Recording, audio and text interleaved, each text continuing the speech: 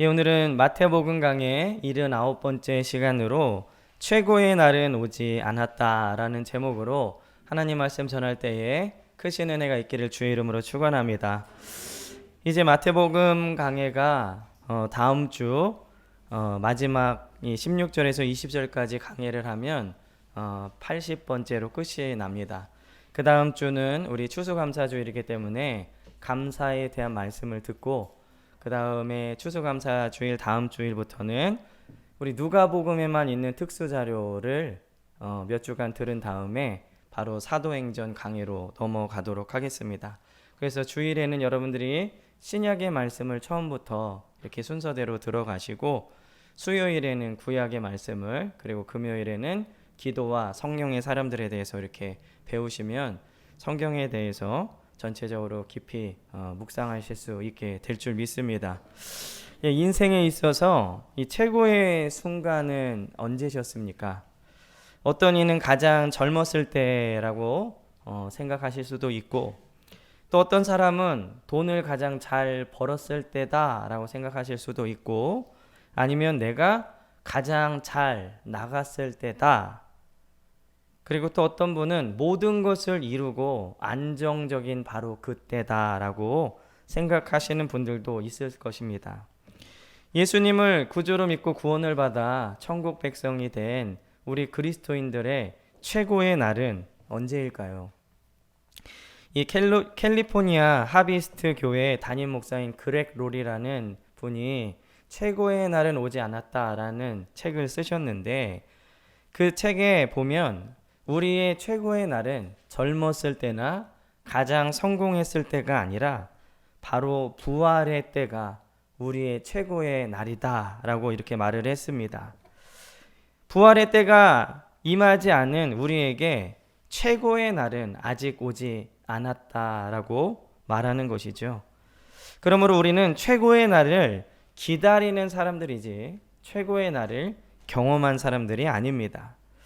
지난주에도 전했던 바와 같이요. 복음이 증거되는 곳에는 반드시 두 가지 사건이 증거되었는데 그게 바로 십자가 사건과 부활 사건입니다.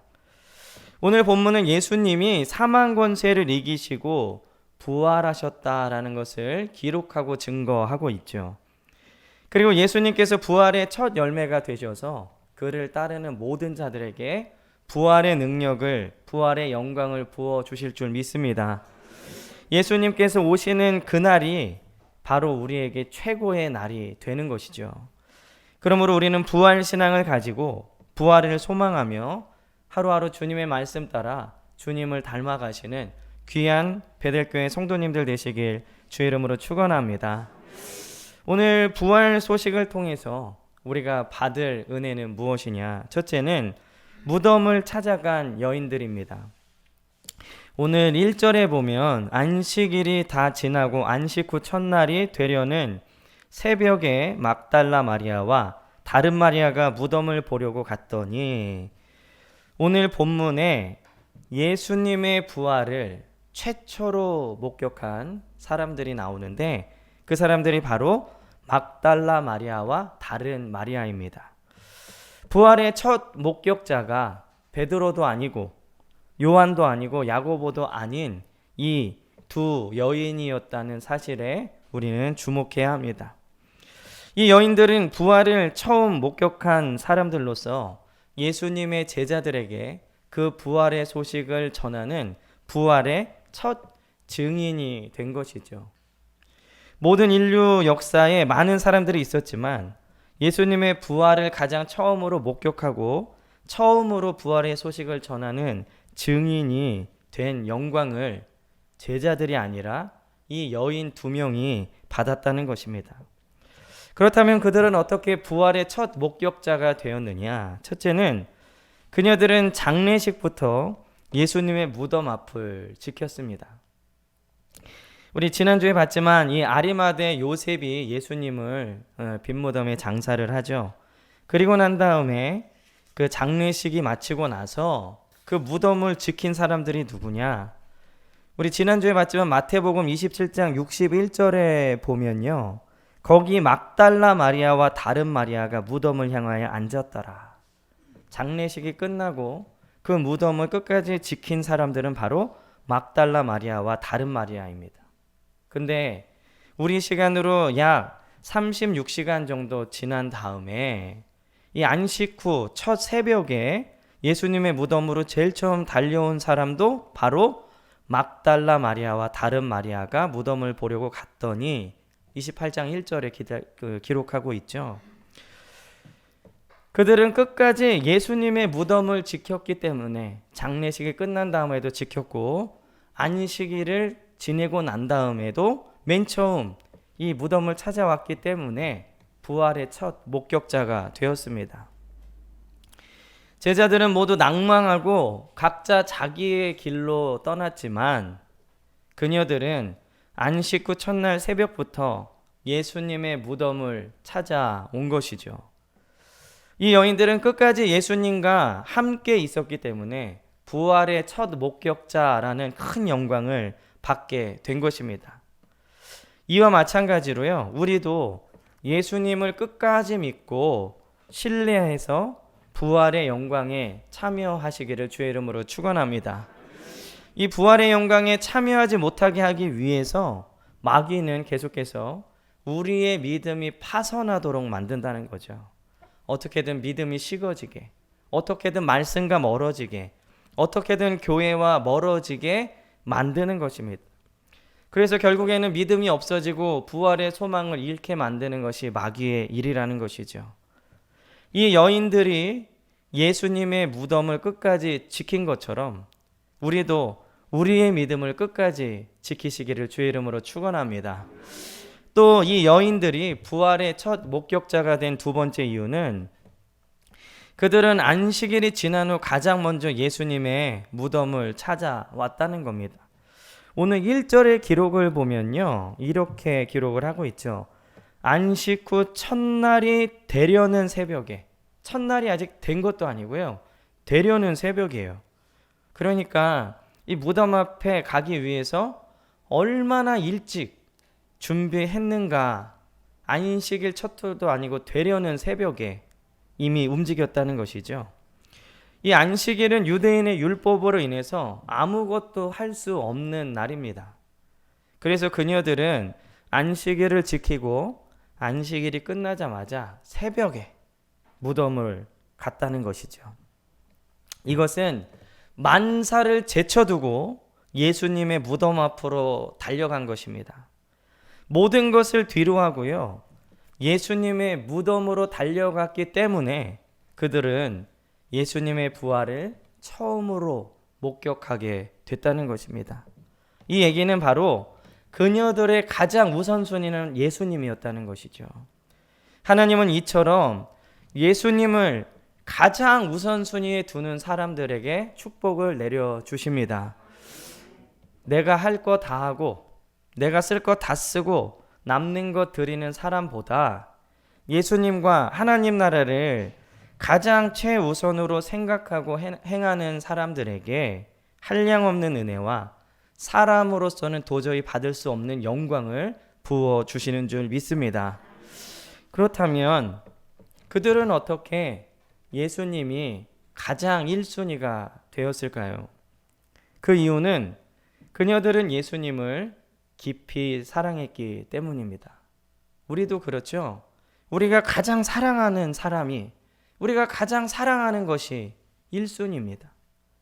이 여인들이 만사를 제쳐두고 새벽이 되기도 전에 예수님의 무덤에 간 것은 예수님을 깊이 사랑했기 때문입니다. 그리고 그 사랑에 의해서 나의 우선순위가 결정된 것이죠. 세상의 어느 무엇보다 예수님을 가장 사랑했기 때문에 1순위가 된 것입니다. 세상을 사랑하면 세상이 1순위가 됩니다. 그러나 예수님을 사랑하면 예수님이 1순위가 됩니다. 오늘 우리도 이 여인들처럼 예수님을 가장 많이 그리고 가장 귀하게 여기시는 저와 여러분들 되시길 주의 이름으로 축원합니다. 그리고 또 이 여인들이 부활의 첫 목격자가 된 세 번째 이유는 그녀들은 평소에도 예수님을 잘 따랐다는 겁니다. 평소에 예수님을 따르지 않던 여자들이 예수님의 무덤을 지키고 새벽부터 무덤에 가서 부활의 첫 목격자가 될 리는 없죠. 평소에 따르지 않았다면 예수님을 사랑할 수도 없고 예수님이 1순위가 될 수도 없는 것입니다. 그녀들은 평소에도요, 예수님의 말씀을 듣고 예수님을 잘 따랐던 사람들입니다.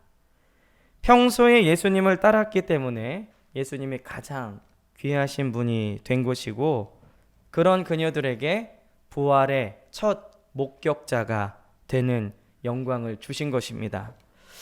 이 믿음의 열매는요, 갑자기 확 맺어지는 게 아니라 평소 우리의 작은 믿음 하나하나가 모여서 맺혀지는 것입니다.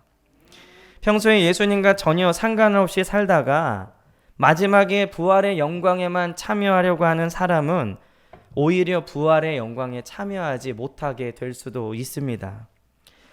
믿음이 생기는 것은 일회적입니다. 예수님을 믿게 되는 순간은 한순간이죠. 그러나 믿음을 갖고 사는 것은 일회적이지 않습니다. 우리의 삶에 계속적으로 나타나야 되는 현상인 거예요. 많은 사람들이 예수님 믿습니다 라고 말을 하고 그 다음에 아무렇게나 살아도 구원받을 것이라고 생각을 하지만, 사실은 예수님 믿습니다 라는 믿음, 이례적인 믿음이 생긴 다음에 계속해서 믿음을 갖고 살아야 그것이 온전한 믿음입니다. 여러분들이 부활은 믿음으로 받는데, 그 믿음을 단지 일회적인 것, 일회적인 경험, 체험, 이것으로 나는 구원받았다라고 생각할 것이 아니라 우리의 믿음이 계속해서 이어지는, 예수님을 따라가는 삶에 전반적으로 나타나야 될 줄 믿습니다. 우리는 십자가 옆의 강도처럼 극적으로 마지막에 구원받기를 원하지만, 대부분의 사람은 평소 예수님을 따르는 사람들에게 부활의 영광이 주어지는 것이죠. 그녀들은 평소 예수님을 잘 따랐기 때문에 무덤까지 쫓아갔고 안식 후 첫날 새벽이 되자마자 무덤을 찾아간 것입니다. 오늘 우리도 부활이라는 최고의 날을 맞이하기 위해서는 평소에도 예수님을 잘 따라야 합니다. 그렇게 그분을 닮은 사람들에게 부활의 영광이 주어지는 것이죠. 부활의 날은 영생을 얻을 뿐만 아니라 예수님을 닮은 사람들의 날이기 때문에 당연히 우리의 삶의 최고의 날이 될 것입니다. 그러므로 그 날을 기대하면서 하루하루 예수님을 닮아가시는 저와 여러분들 되시길 주의 이름으로 축원합니다. 두 번째로는요, 십자가에 못 박히신 예수를 찾는 여인들입니다. 오늘 5절에 보면 천사가 여자들에게 말하여 이르되 너희는 무서워하지 말라. 십자가에 못 박히신 예수를 너희가 찾는 줄을 내가 아노라. 예수님은 십자가에 못 박히셨지만 이 여인들이 찾아갔을 때에는 이미 부활하신 후였습니다. 예수님은 이미 살아나셨는데 아직 이 여인들은 무덤에서 예수님을 찾고 있었죠. 최고의 날을 준비하는 사람은 과거에 얽매이지 않는 사람들입니다. 예수 믿기 전에 나의 모습에 아직도 얽매여 있거나 혹은 예전에는 내가 잘 믿었는데 하면서 과거 이야기만 하는 것은 부활하신 예수님 앞에서 십자가에 죽으신 예수님을 무덤에서 찾는 것과 똑같은 것이라는 겁니다. 과거는 과거일 뿐 지금 예수님과 함께 현재에 열심히 신앙생활하는 것이 최고의 날을 잘 준비하는 사람들의 모습입니다. 유명한 C.S. 루이스가 말한 대로요, 사탄은 잡히지 않는 과거와 미래에 집착하게 하고 예수님은 오늘날의 현재의 모습에 충실하게 한다. 오늘 나의 모습이 미래의 나의 모습이고 과거의 나의 모습을 통해 오늘날 나의 모습이 되었지만 결국 우리는 과거도 미래도 가볼 수 없는 현재에만 살아가는 존재라는 것을 잊지 말아야 합니다. 오늘 여기에 부활의 신비가 담겨 있는데요. 그렇다면 이 부활의 신비는 무엇이냐? 첫째는 부활은 미래의 약속이지만 현재의 삶에 충실하게 만드는 신비가 있습니다. 성경은 언제나 오늘의 삶에 집중하도록 하죠. 예수님도 하나님은 아브라함과 이삭과 야곱의 하나님이시다라고 말씀하셨는데, 이것은 하나님은 살아있는 사람들의 하나님이시다라는 의미이기도 하고, 하나님과 함께 있는 사람들은 다 살아있다라는 의미이기도 합니다. 이것은 미래의 일이 아닌 현재도 살아있다라는 의미죠. 그래서 아브라함과 이삭과 야곱의 하나님이라는 의미는 그들이 비록 구약의 족장들이고 죽은 사람들이지만 지금 하나님과 있기 때문에 현재 살아있는 사람들이다라는 의미입니다. 우리의 최고의 날인 부활은 미래에 있을 일이지만 이 믿음으로 인해 우리 안에 부활의 씨앗이 이미 심겨진 줄 믿습니다. 그러므로 부활신앙을 가진 사람들은 현재의 삶을 게으르게 살거나 불충하지 않는다는 것이죠. 이것이 시한부 종말론과 건강한 부활신앙과 다른 점입니다. 이번 주에 또 어느 프로에서 1992년 그 시한부 종말론 이야기가 나오더라고요. 잠깐 봤는데 이제 12시에 예수님이 오신다고, 그래서 그때 어떤 거기 교회에 갔던 사람들 인터뷰가 나오는데 친구에게 집문서 맡기고 돈 다 맡기고 나는 이제 가니까 이걸 잘 맡아두게 하면서 그 교회로 갔다는 거예요. 근데 12시가 땡 쳤는데 예수님이 안 오자 그 교회에 아예 그냥 숙식을 하면서 무슨 그 비닐하우스 같은 데 살았던 사람들의 가족들이 와서 막 발로 강대상 차고 안 오지 않았냐고 막 쌍욕하면서 막 머리 잡고 끌고 가고 막 이런 모습을 보니까 이 시한부 종말론은 모든 걸 다 포기하고 어디에 몇 시에 오라 그러면서 그 얘기를 했던 그 이장님이라는 사람은 당시 자기의 그 통장 잔고에 36억, 92년도에 36억은 굉장히 큰 돈이잖아요. 지금도 큰 돈이지만 그러한 그 모습들을 볼 때 제가 신대원 다닐 때 우리 한국교회사를 배울 때 한국교회가 계속 성장하다가 이 성장이 멈추고 이제 하락하기 시작한 때가 92년도라고 제가 배웠습니다. 이 시한부 종말론은 현재의 삶을 포기하게 만들죠. 그러나 건강한 부활신앙은 현재의 삶을 열심히 살도록 합니다. 왜냐하면 오늘 하루하루의 삶이 모여서 부활의 열매로 나타나기 때문이죠. 주님이 지금 당장 오시더라도요, 우리는 우리가 하던 일을 하다가 주님을 만나는 거예요. 밤에 오시면 잠자다 만나고 낮에 오시면 일하다 만나는 거예요. 소복으로 갈아입고 어디 모일 필요 없어요. 누가 몇 시에 어디에 모이라? 그럼 그거 다 거짓말이에요. 여러분들이 직장에 있더라도 가정에 계시더라도 주님이 오시면 우리는 그 믿음으로 말미암아 부활의 영광에 차지하게 될 줄 믿습니다. 그리고 이 부활의 신비 두 번째는 여기 계시진 않지만 함께 계시는 신비가 있습니다. 오늘 6절에 보면 그가 여기 계시지 않고 그 말씀하시던 대로 살아나셨느니라. 천사가 무덤에 예수님이 더 이상 계시지 않다라고 얘기를 해주죠. 그리고 그 소식을 들은 여자들이 제자들에게 복음을 전하기 위해서 달려가다가 9절에 보면 예수님을 만납니다. 그녀들은 부활하신 예수님을 실제로 목격한 최초의 목격자들이 됐죠. 그녀들은 제자들에게 예수님의 부활 소식을 전하기 위해서 몇 걸음 다름질했을 때 예수님을 만난 것입니다. 우리에게도 부활이 지금 여기에 없어 보이지만 몇 걸음 다름질하면 부활하신 예수님을 만난 여인들처럼 우리도 분명히 만나게 될 줄 믿습니다.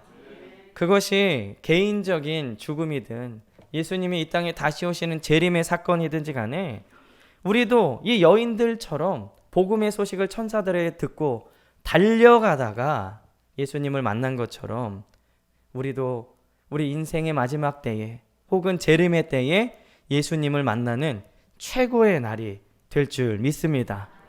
또 오늘 부활의 신비 세 번째는 부활하신 예수님은 많은 사람에게 보이지 않으셨다는 겁니다. 오늘 무덤에 나타나셔서 여인들에게 예수님의 부활 소식을 알린 천사가 이 얘기를 전하고 난 다음에 예루살렘 성전으로 가서 혹은 사람들이 많이 모이는 이 거리에 천사가 다시 한번 나타났으면 어떠했을까? 혹은 부활하신 예수님께서요 40일 만에 승천하시지 않고 계속 계셔서 대도시와 많은 사람들에게 내가 살아났다 라는 것을 알리시고 보이셨으면 어떠했을까? 신약 성경에 많은 부활의 증인들이 있다고 소개하지만 당시 인구수에 비하면 너무나 작고 미미할 정도의 사람들에게만 예수님이 보여주셨다는 겁니다. 차라리 유대인 모두에게 보여주시고 심지어 대제사장과 빌라도에게까지 보이셨으면 복음이 더 빨리 증거됐을 텐데 주님은 왜 이 무덤 앞에 이 두 여인과 몇몇 제자들에게만 보여주셨을까? 왜냐하면 부활은 믿음으로만 참여할 수 있기 때문에 그렇습니다. 예수님께서 보지 못하고 믿는 믿음이 더 복되다. 부활을 믿지 못하는 도마에게 하신 말씀이죠. 오늘 이 부활의 신비에 우리에게 소망이 있습니다. 사실 이 부활을 처음 목격한 여인들 그리고 예수님의 제자들은 예수님의 부활을 눈으로 직접 보고 믿게 됐어요. 근데 예수님이 뭐라 그러셨죠? 보지 못하고 믿는 믿음이 더 복되다. 그게 저와 여러분들이에요. 저희는 제자들처럼 예수님이 물고기 드시는 거 보지 못했고 무덤에서 돌이 굴려서 나온 천사도 보지 못했지만 우리는 부활할 것을 믿고 예수님이 부활하신 것을 믿죠. 그렇기 때문에 결론적으로는 우리가 더 복된 자들인 줄 믿습니다. 그러므로 우리는 끝까지 보지 않고 믿는 믿음의 복으로 믿음의 파선을 당하지 않고 부활신앙을 갖고 승리하시는 저와 여러분들 되시기를 주의 이름으로 간절히 축원합니다. 마지막으로는요. 같은 목격, 다른 행동입니다. 오늘 11절에 보면요. 여자들이 갈 때 경비병 중 몇이 성에 들어가 모든 된 일을 대제사장들에게 알리니 이 여인들 외에요. 부활을 목격한 다른 사람들이 있는데 바로 경비병들입니다.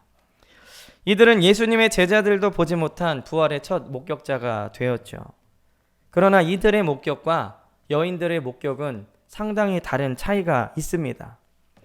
그렇다면 이 경비병들의 목격과 여인들의 목격의 다른 점은 무엇이냐? 첫째는 여인들은 제자들에게 복된 소식을 전하기 위해 달려갔고요. 경비병들은 대제사장에게 보고하기 위해 달려갔습니다. 오늘 이 소식을 들은 여인들은 제자들에게 예수님이 살아나셨다 증거하기 위해 달려갔죠. 그리고 경비병들은 자신들이 하던 일을 보고하기 위해서 달려간 것입니다. 그죠? 시체가 없어졌기 때문에 누가 책임지지? 이걸 누가 보상하지? 그러한 염려와 걱정으로 대제사장을 찾아갔겠죠. 우리의 인생은 무엇을 위해 달렸는가를 통해서 열매가 달라집니다. 똑같이 예수님의 부활을 목격했지만 예수님의 제자들에게 달려갔던 여인들은 복음을 전하는 자들이 되었고 대제사장에게 달려간 경비병들은 그 자기의 일을 보고하는 그러한 단순히 일을 한 사람들이 되었다는 겁니다. 이 여인들은 천사가 전해준 소식을요. 오늘 8절에 보면은 무서움과 기쁜 마음으로 달려갔습니다. 그죠? 믿는 사람들에게 늘 이런 두 가지 마음이 공존해요. 내가 정말 구원받은 사람인가? 내가 이렇게 살아도 되나? 하나님 앞에 섰을 때 나는 과연 괜찮은가? 영혼이 살아있기 때문에 이런 두려운 마음이 드는 겁니다. 그러나 한편으로는 그렇지만 예수님이 나를 위해 죽으셨다라는 이 복음의 소식을 들으면 기쁨이 넘쳐나죠. 나 같은 자가 천국에 갈 수 있구나. 나 같은 자가 부활할 수 있구나. 영혼이 살아있기 때문에 이런 감정이 드는 겁니다. 그런데 오늘 4절에 보면 이 경비병들은 어떻게 되었죠? 무서워하며 떨며 죽은 사람과 같이 되었더라. 이 영혼이 죽어 있는 사람들, 경비병들을 보면요, 감정들이 표현되어 있지 않아요. 그냥 11절에 보면 대제사장에게 가서 이런 일이 있었습니다, 업무 보고만 한 거예요. 죽어 있는 사람은 이 하나님을 향한 두려움과 기쁨이 있을 수가 없습니다. 그저 자기 인생을 향해 달려가는 것 뿐이에요. 그저 된 일을 알렸을 뿐입니다. 주를 위해 사는 사람과 자신을 위해 사는 사람은 이렇게 같은 것을 목격했지만 전혀 다른 행동을 합니다. 또 이렇게 이 여인들과 경비병들의 목격이 다른 이유는, 두 번째는 여인들은 달려가다가 예수님을 만났고요, 경비병들은 달려가서 대제사장을 만났습니다. 천사의 말을 듣고 믿음이 충만해진 여인들은 실제로 부활하신 예수님을 만났죠.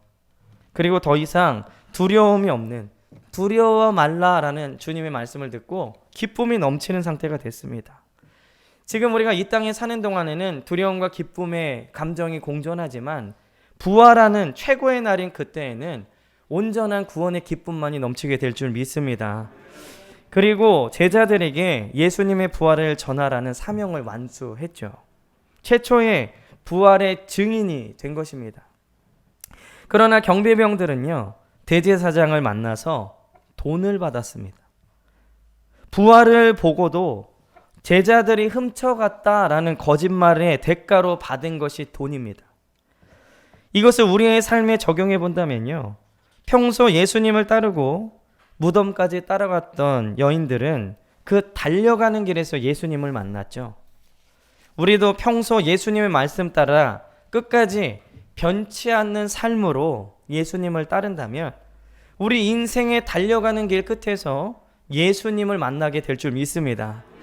그러나 자신을 위해 살고 돈을 위해 인생을 달린 사람들의 끝에는 대제사장들이 거짓말을 하게 한 것처럼 거짓의 아비인 마귀와 만나게 될 것입니다. 그리고 그들은 함께 영원한 영벌에 처해지게 될 것이죠.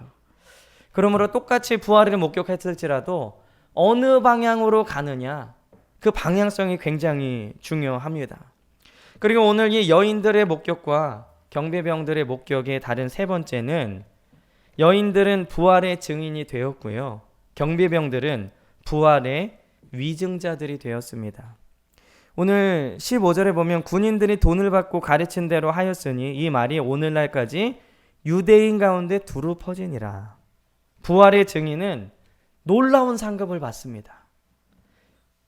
그러나 법정에서도 위증죄는 처벌받듯이 부활의 위증죄도 처벌받습니다. 인간의 처벌은 대수롭지 않을 수도 있죠. 벌금 얼마, 형량 얼마, 이럴 수 있습니다. 그러나 부활의 위증죄는 실로 엄청난 징계를 받게 됩니다. 왜냐하면 이 부활의 위증은 다른 사람의 부활의 기회도 뺐기 때문에 영적인 살인이 되는 것입니다. 오늘 이들이 낸 거짓 소문은 유대 전반에 펼쳐지고 알려졌다, 두루 퍼졌다, 이렇게 얘기를 하고 있죠. 이들의 위증이 얼마나 많은 사람들을 영적으로 죽게 했는지 알 수 없습니다. 다른 사람의 부활의 길을 이 부활의 위증으로 막았다는 것이죠. 그리고 또한 이 대제사장은 생생한 부활의 소식을 듣고 믿지 않았습니다. 이 경비병들이 와서 이런 일이 있었습니다, 그러면 대제사장 정도 되면 내가 잘못했구나, 내가 그 예수님을 죽였구나 하고 회개해야 되는데, 부활의 소식을 듣고도 그 입을 막으려고 돈을 쓰고 끝까지 거짓말을 했다는 것이죠. 대제사장과 경비병들은 최고의 날을 명예와 돈과 바꾼 것입니다. 그러나 최고의 날을 기다리는 사람들은요, 대제사장과 경비병들과 같이 진리를 세상 것들과 절대 바꾸지 않습니다. 우리가 예수님만을 위해 살 때 우리는 최고의 날을 맞이할 수 있습니다. 주님은 천국을 밭에 감추인 보화라고 말씀하셨는데 모든 것을 다 팔아서 가져야 할 만큼 소중한 것이죠. 부활도 마찬가지입니다. 다른 것은 다 놓쳐도 생명의 부활만은 절대로 놓쳐서는 안 되는 것입니다. 그러므로 우리는 이 두 여인과 같이 끝까지 예수님을 따르다가 주님 다시 오실 때 생명의 부활로 다 같이 만나시는 우리 베델교회 성도님들 되시기를 주의 이름으로 간절히 축원합니다. 기도하겠습니다.